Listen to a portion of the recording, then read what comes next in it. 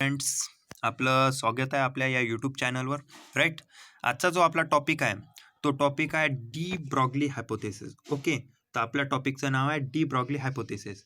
First of all हा question येतो की हा कोणत्या कोणत्या एज्युकेशनशी रिलेटेड आहे. तर हा 12th रिलेटेड आहे, BSc रिलेटेड आहे, त्यानंतर फिजिक्स आणि केमिस्ट्रीमध्ये या दोन्ही सब्जेक्टमध्ये येतो, आणि क्वांटम मेकॅनिक्स जो पार्ट आपण ब्रांच बघत असतो त्याच्याशी रिलेटेड आहे. ओके, तर आज आपण पाहणार आहोत डी ब्रॉग्ली हायपोथेसिस.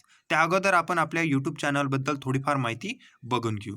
तर आपलं यूट्यूब चॅनलचं नाव आहे प्रणय ए चव्हाण. ओके, आपल्या यूट्यूब चॅनलचं नाव आहे प्रणय ए चव्हाण, आणि डिफरंट टाईपचे जे टॉपिक आहे, सब्जेक्ट आहे, त्याच्यावर आपण व्हिडिओ बनवत असतो, त्यात काही वाद नाही. आता तुम्हाला इथं जे फोटो दिसत आहे हेच आहे ते डी ब्रॉग्ली, पण यांचं पूर्ण नाव आहे लुईस डी ब्रॉग्ली. ओके, जर यांचा विचार केला तर यांनी जे हायपोथेसिस दिलं आहे ते दिलेलं आहे to explain the theory of atomic structure, की ॲटम कसं असते ते स्ट्रक्चर समजण्याकरिता यांनी ही थेरी दिलेली आहे. एका लाईनमध्ये आपण यांचं पूर्ण कार्य समजून घेऊ. तर ठीक आहे, तर सर्वात पहिले कोणतंही काम करताना त्याच्या मागं काही ना काही एखादं महत्त्वपूर्ण बिंदू म्हणजे काही ना काही एक बॅकग्राऊंड असतो. ते 1924मध्ये ॲज युजल 1924मध्ये लुईस डी ब्रॉग्ली जे एक फ्रेंच फिजिसिस्ट होते, मी पहिलेच म्हटलं, त्यांनी एक प्रपोज केलं हायपोथेसिस. कशासाठी केलं? To explain the theory of atomic structure. To explain the theory of atomic structure. तर हे ॲटॉमिक स्ट्रक्चर एक्सप्लेन करण्यासाठी त्यांनी ही थेरी दिली. त्या थेरीचं नाव आहे de Broglie hypothesis. Okay, so that आपण आपला आता हे टॉपिक कव्हर करणार आहोत महत्त्वपूर्ण 4 पॉईंटमध्ये. राईट, ते 4 पॉईंट कोणकोणती? पहिला पॉईंट आहे ब्रीफ हिस्ट्री. थोडीफार काही ना काही हिस्ट्री बघू आपण याची. तर पहिली ब्रीफ हिस्ट्री बघू, त्याच्यानंतर डी ब्रॉग्ली इक्वेशन बघू. जर तुम्हाला डी ब्रॉग्ली इक्वेशनचे वेगवेगळे फॉर्मॅट कसे जनरेट करायचे हे याच्याबद्दल माहिती हवी असेल तर तुम्ही कमेंट सेक्शनमध्ये कमेंट करा, आपण त्याच्यावर एखादा व्हिडिओ बनवू. त्याच्यानंतर आहे derivation of D Broglie equation, कशा प्रकारे डेरिव्हेट करायचं, आणि फायनली नोट्स, एखादी 2 नोट्स बघू आपण. ओके, त्या ॲज युजल या 4 पॉईंटमध्ये आपण ओव्हरकम करू. तर first of all brief history. कोणत्याही काम म्हटलं की ब्रीफ हिस्ट्रीमध्ये काही ना काही याच्या अगोदर काही ना काही बॅकग्राऊंड असेल. तर यातनी महत्त्वपूर्ण आहे की 1905मध्ये, तर 1905मध्ये जे अल्बर्ट आईन्स्टाईन होते, सर्वांना वेल नोन आहे. तर अल्बर्ट आईन्स्टाईनने सजेस्ट केलं होतं की जेवढ्याही इलेक्ट्रोमॅग्नेटिक रेडिएशन, आता इलेक्ट्रोमॅग्नेटिक रेडिएशन म्हणजे EM रेडिएशन ॲब्रिव्हेटली म्हणत असतात, जे लाईट आहे हे सुद्धा एक इलेक्ट्रोमॅग्नेटिक रेडिएशन आहे. ते काय करत असतात, यांचं ड्युअल कॅरेक्टर असतं. आता ड्युअल कॅरेक्टर म्हटलं की काय? आता ड्युअल कॅरेक्टर म्हटलं की काय होत असते, तर हे झालं ड्युअल कॅरेक्टर. आता हे एखाद्याने म्हटलं की what is the dual character? तर ड्युअल कॅरेक्टर म्हणजे पार्टिकल ॲज वेल ॲज वेव्ह नेचर. तर एखाद्या गोष्टीचं पार्टिकल नेचर आणि वेव्ह नेचर असणे म्हणजेच त्याचं ड्युअल कॅरेक्टर असणे. ओके, तर हे इलेक्ट्रोमॅग्नेटिक म्हणजे आपली लाईट हे पार्टिकल नेचर ॲज वेल ॲज वेव्ह नेचर. पार्टिकल म्हटलं की फोटॉन आपल्या लक्षात आलं पाहिजे. ओके, आता एखादी आपण इलेक्ट्रोमॅग्नेटिक रेडिएशन घेतली आणि तिला म्हटलं ही वेव्ह आहे. For example I will say that आपल्या लाईट किंवा इलेक्ट्रोमॅग्नेटिक रेडिएशन घेतली आणि ते काय आहे म्हटलं मी ना की वेव्ह आहे. तर कोणत्या बेसवर म्हणत आहो? तर वेव्ह आहे हे म्हटलं, ठीक आहे. तर वेव्ह आहे तर याला काही ना काही सपोर्ट करायला पाहिजे. तर आपल्याला माहीत आहे डिफरंट टाईपच्या प्रॉपर्टीज आहे, जसं डिफ्रॅक्शन आहे, त्याच्यानंतर आहे इंटरफरन्स आहे, त्याच्यानंतर आहे पोलरायझेशन. हे जे तिन्ही प्रॉपर्टीज आहे हे सपोर्ट करतात that the light is the wave nature. म्हणजेच electromagnetic radiation are in wave nature, कारण लाईट हेच इलेक्ट्रोमॅग्नेटिक रेडिएशन आहे. पण दुसरीकडं मी म्हटलं की हे पार्टिकल नेचर आहे. म्हणजेच आता पार्टिकल नेचरला काय सपोर्ट करतं? तर पार्टिकल नेचरला सपोर्ट करतं फोटो इलेक्ट्रिक इफेक्ट, त्याच्यानंतर ब्लॅक बॉडी रेडिएशन. हे दोन्ही गोष्टी तुम्ही ऐकल्याच असं. हे दोन्ही ज्या गोष्टी आहे हे सपोर्ट करतात की लाईट जे आहे हे पार्टिकल नेचर किंवा इलेक्ट्रोमॅग्नेटिक रेडिएशन जे आहे ते पार्टिकल नेचर आहे. हे दोन्ही नेचर पजेस करते, म्हणून आपण यांना म्हणतो ड्युअलिटी किंवा ड्युअल कॅरेक्टर पजेस करतो. ओके, त्याच्यानंतर आता 1924 पासून या डी ब्रॉग्लीचं काम सुरू होते. या डी ब्रॉग्लीनं काय केलं, जे आयडिया होता कोणाचा? आईन्स्टाईनचा. The idea of the Einstein याला एक्सटेंड केलं, आणि यानं म्हटलं की सजेस्टेड केलं की एखादा मुव्हिंग मटेरियल, कोणती मुव्हिंग मटेरियल? मग ते इलेक्ट्रॉन असो, मग ते प्रोटॉन असो, मग ॲटम असो, मॉलिक्युल्स असो, हे सर्व काय असतात, यांनी वेव्ह कॅरेक्टर ॲज वेल ॲज पार्टिकल कॅरेक्टर म्हणजे ड्युअल कॅरेक्टर पजेस करत असतात. कोणते? तर इलेक्ट्रॉन, प्रोटॉन, ॲटम, मॉलिक्यूल, आणि सर्व कोणत्या? मायक्रोस्कोपिक पार्टिकल आहे, लहानवाले पार्टिकल आहे जे आपल्या डोळ्यानं दिसत नाही. आता काय झालं की याच्यातनी वेव्ह, आता फॉर एक्झाम्पल एखादा पार्टिकल घेतलं तर पार्टिकलला तर पार्टिकल नेचर आहे, पण त्याला वेव्ह म्हणत आहोत आपण. तर वेव्ह नेचर, आता वेव्ह जी असोसिएटेड असते, राईट, तर वेव्ह जी असोसिएटेड असते कोणासोबत, एखाद्या पार्टिकल सोबत, तर त्याला म्हणत असतात मॅटर वेव्ह. काही वेळा तिला डी ब्रॉग्ली वेव्ह सुद्धा म्हणत असतात. का? कारण हे वेव्ह जे कन्सेप्ट कोण दिला, तर डी ब्रॉग्लीनं दिलेला आहे. म्हणून मॅटर वेव्ह किंवा डी ब्रॉग्ली वेव्हची डेफिनेशन काय होईल? Simple definition, the wave associated with the matter particle. एखाद्या पार्टिकलशी असोसिएट असणारी वेव्हला एक तर मॅटर वेव्ह म्हणा म्हणते, नाहीतर डी ब्रॉग्ली वेव्ह म्हणा म्हणते. ठीक आहे. त्याच्यानंतर आपला दुसरा पॉईंट होता डी ब्रॉग्ली इक्वेशन. आता डी ब्रॉग्ली इक्वेशनसाठी ॲज युजल 1924 मध्येच हे सर्व काम चालू होतं D ब्रॉग्लीचं.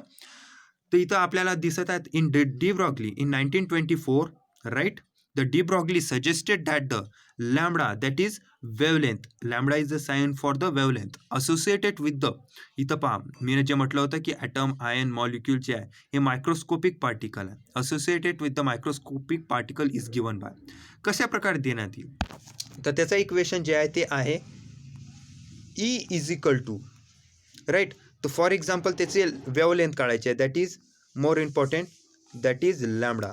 Okay, lambda is equal to, simply आपण लिहिलं तर काय होणार, that is nothing but H upon P, right, H upon P. This is nothing but equation, that is de Broglie equation. पण this is nothing but momentum. Momentum is the nothing but product of a mass and the velocity, that is means H is equal to आपण M upon, म्हणजे H upon M into U असं बी लिहू शकतो, त्यात काही problem नाही. Okay, ते झालं इक्वेशन. या इक्वेशनलाच म्हणत असतो डी ब्रॉग्ली इक्वेशन. आता याला फॉर्म कसं करायचं, तर याच्यासाठी आपल्याला दोन गोष्टी माहीत असायला पाहिजे. In the form of a photon. आता पार्टिकल नेचर म्हटलं एखाद्या वेव्हचं किती असते फोटॉनशी डिस्कस करत. आता फोटॉनची एनर्जी काय असते, E is equal to H nu, सर्वांना माहीत आहे. E is equal to H, E is equal to H nu असते. पण एक अजून इक्वेशन आहे आईन्स्टाईनचं मास एनर्जी इक्वेशन नुसार फोटॉनची एनर्जी असते E is equal to M C square.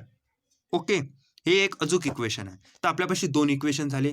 For an example आता इथं पाहू शकता, तर प्लँक क्वांटम थेअरीनुसार गेलं तर E is equal to H nu. As usual आपण गेलं तर E is equal to H nu गेलं, right. The energy of photon E is equal to H nu by Planck quantum theory. त्यानुसार आपण जर विचार केला इथं पहा, आता न्यू म्हणजे काय ते फ्रिक्वेन्सी. फ्रिक्वेन्सीला in the form of a wavelength लिहिलं तर सी बाय लॅम्बडा येते. Nu is equal to C by lambda. Therefore आपण इक्वेशनमध्ये टाकलं तर इथं न्यूच्या ठिकाणी न्यूची व्हॅल्यू टाकली तर काय भेटलं, E is equal to S C upon lambda. याला इक्वेशन 1 दिलं. नंतर आपण आईन्स्टाईन मास एनर्जी रिलेशननुसार फोटॉनची एनर्जी घेतलं ते E is equal to M C square, जसं मी पहिले सांगितलं. आता हे दोन्हीचे इक्वेशन 1 आणि 2ची जे विचार केला तर जे लेफ्ट हँड साईड आहे एल एच एस सेम आहे, इक्वेट केलं, एक सी सी कॅन्सल झाला, तर उरला काय आपल्यापाशी, तर उरला आपल्यापाशी एम सी, आणि M C is equal to H upon lambda. Okay, H upon lambda उरलं. त्याच्यानंतर काय केलं, लॅम्बडाला आपण ट्रान्सफर केलं तर lambda is equal to H upon C आलं. आता इथं काय केलं पाहून घ्या, हे एम सीच्या ठिकाणी आपण केलं यम इंटू यू. आता डी ब्रॉग्ली हायपोथेसिस जे आहे ते कशाला लागू होणार आहे, एखादं पार्टिकल ज्याचं मास आहे यम आणि ज्याची व्हेलॉसिटी आहे यू, सो दॅट आपण C replace by m u, so that there is the product of a mass and the velocity. तर प्रोडक्ट ऑफ ए मास आणि व्हेलॉसिटी झालं, तर that is nothing but momentum, right, पहिले सांगितलं. So that आपलं equation बनलं lambda is equal to H upon P. तर lambda is equal to H upon P हेच आहे डी ब्रॉग्ली इक्वेशन, राईट. यालाच म्हणत असतो डी ब्रॉग्ली इक्वेशन. या डिफरंट टाईपचं आपण याचे फॉर्मॅट बनवू शकतो. त्याच्यानंतर इथं दोन महत्त्वाच्या गोष्टी बघायच्या आपल्याला सिग्निफिकंट म्हणून. आता हे जे डी ब्रॉग्ली हायपोथेसिस आहे हे सिग्निफिकंट आहे मायक्रोस्कोपिक पार्टिकल. मायक्रोस्कोपिक पार्टिकल म्हणजेच काय, आता मायक्रोस्कोपिक पार्टिकल म्हणजे काय, लहान लहान पार्टिकल जसे इलेक्ट्रॉन, प्रोटॉन, ॲटम यांच्यासाठी. मोठे जे वस्तू आहे, ऑब्जेक्ट आहे, त्याच्यासाठी हे लागू होत नाही. It is insignificant for such object, right, means insignificant for the microscopic particle, right, म्हणजेच व्हेरी लार्ज पार्टिकल त्यांच्यासाठी इनसिग्निफिकंट आहे. म्हणून डी ब्रॉग्ली हायपोथेसिस झाला, प्लँक क्वांटम थेअरी झाली, आईन्स्टाईनची फोटो इलेक्ट्रिक इक्वेशन झाले. हे सर्व कशाच्या कशाच्या पार्टमध्ये येत असतात, तर मायक्रोस्कोपिक पार्टिकल्सशी डील करणारे म्हणजेच क्वांटम मेकॅनिक्सची. त्याचप्रकारे हा डी ब्रॉग्ली हायपोथेसिस जे आहे हे सुद्धा क्वांटम मेकॅनिक्सशी डील करणारा एक पार्ट आहे. ओके, हा सुद्धा एक डी ब्रॉग्ली हायपोथेसिसशी जो आहे तो क्वांटम मेकॅनिक्सशी डील करणारा पार्टिकल आहे. तर अशा प्रकारे आपण हा पूर्ण पार्ट बघितला. इक्वेशन जे होतं सिम्पली डिस्कस केलं आपण, सरळ आपले 2 पॉईंट E=mc² आणि E= ॲज युजल h/nu. अशा प्रकारे आपण जो आपला महत्त्वपूर्ण एक पॉईंट होता छोटासा आणि समजण्यासारखा डी ब्रॉग्ली हायपोथेसिस तो बघितला. हा सरळ जे आहे मायक्रोस्कोपिक पार्टिकलला लागू पडते. याच्यासारखे आपण नेक्स्ट डे व्हिडिओ बघू.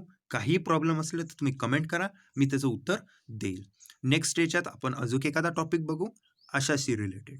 ओके, मग भेटू नंतर पुन्हा.